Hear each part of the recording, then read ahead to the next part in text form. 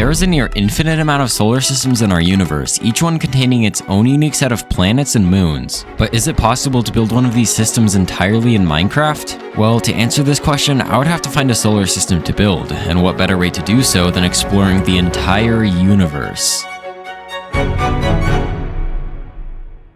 I started off in the Milky Way at our very own home planet. I then began exploring star after star until I eventually found one that worked. Okay, so I think I finally found one.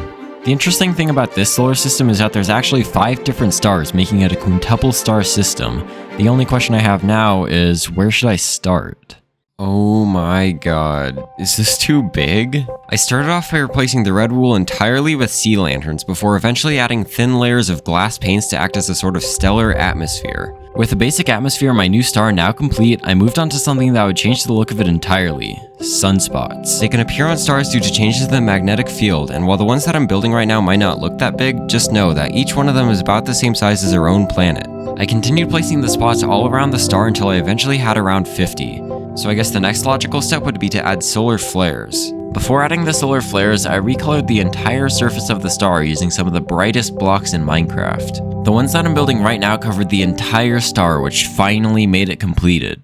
Oh my god, this actually looks insane.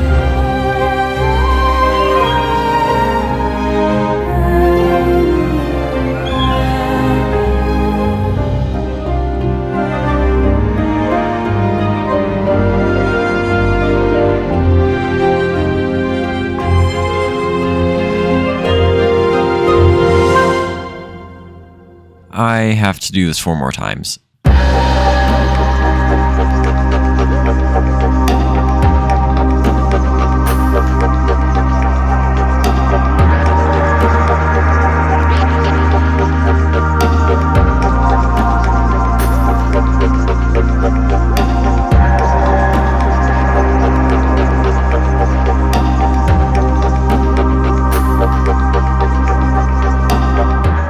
What I didn't mention yet is that the last star is actually a brown dwarf. They're stars that have more mass than gas giants, but less mass than actual stars, essentially making them something in the middle of a star and a planet. After finishing the surface of the brown dwarf, I used a tool that would be one of the most important details when building the rest of the solar system: light. This alone brought the entire star to life, meaning that I'd completed every single star in my solar system. However, finishing the stars was only just the beginning, because now I have to build planets. And it turns out that there's actually 11. The first planet that I started to work on was actually quite similar to Saturn, the 6th planet in our own solar system. I started off by creating thin circles to act as rings. Once those were completed, I rotated them exactly 19 degrees and positioned them onto the planet. However, even with the rings on the planet, it still wasn't completed. I used the same light trick I used before in order to bring the realism of this planet to another level. Once that was complete, I moved on to giving each of the rings their own shades of light. After shading all of the rings, I gave the planet a shadow. This meant that it was finally time to build its moons.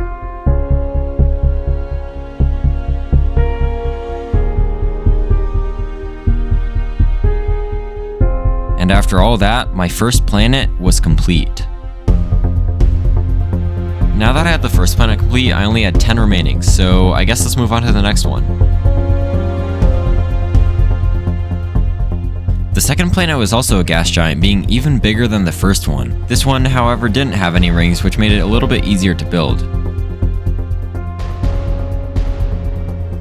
After finishing the surface details and lighting of the planet, I moved on to its atmosphere, which had a yellow tint. Finally, I added all the moons, which made the planet complete. Up next is something that you probably haven't ever seen before. You see, positioned between 2 of my stars lied a small rocky planet, similar to Venus. Due to the fact that it was between 2 stars, half the backside is actually lighter because of light shining on it from the left and right. After this, I scattered small volcanoes all over the planet, some of which even illuminating the darkest parts of it. This planet also had a thin layer of clouds, which I made by creating a separate sphere and painting them on there. And with that, another planet was complete.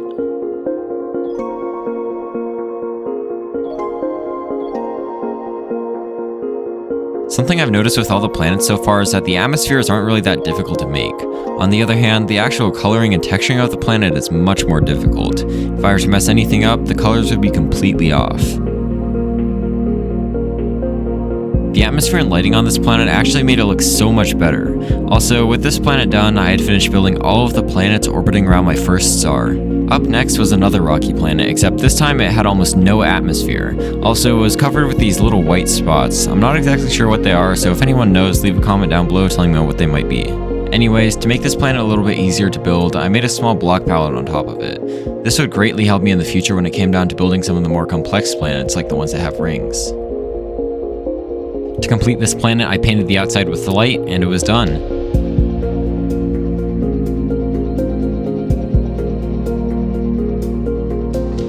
The next planet that I'm going to be making is another gas giant, similar to the one that I made before, except that it's a little bit more blue. I created another block palette for this planet filled with various shades of blue and purple blocks. The way that I'm making most of these gas giants is by splitting up the clouds into different layers of colored wool before finally replacing them with the actual block. I then used hollow spheres of glass panes to make the atmospheres of these planets. In our universe, rocky planets usually don't have rings, but in my solar system, this is different because the next planet I'm going to make has a small ring system, likely due to small asteroids or moons getting torn apart by the planet's gravity. This is probably my favorite planet that I built, along with being the most realistic out of them all.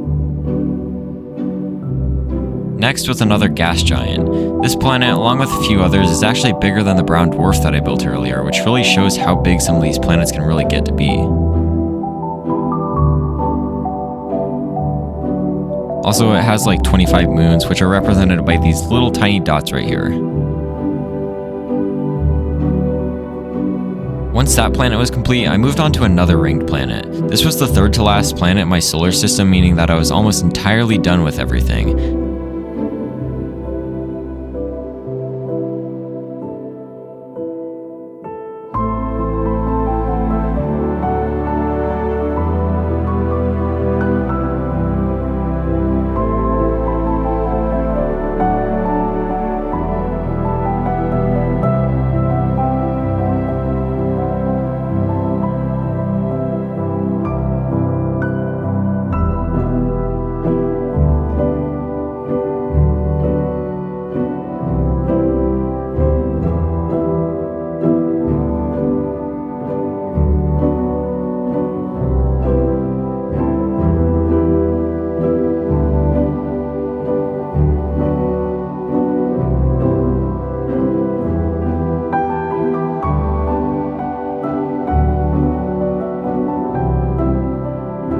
As I was building this planet, I realized that my journey with the solar system was finally coming to an end. All the countless hours spent building stars, moons, planets, it was almost all over. In a way, I was going to kind of miss this project. It was definitely one of my favorite things that I've ever built in Minecraft.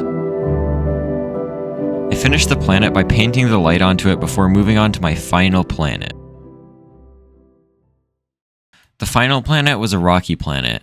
Everything that I built up to now had come down to this single moment, this one final planet.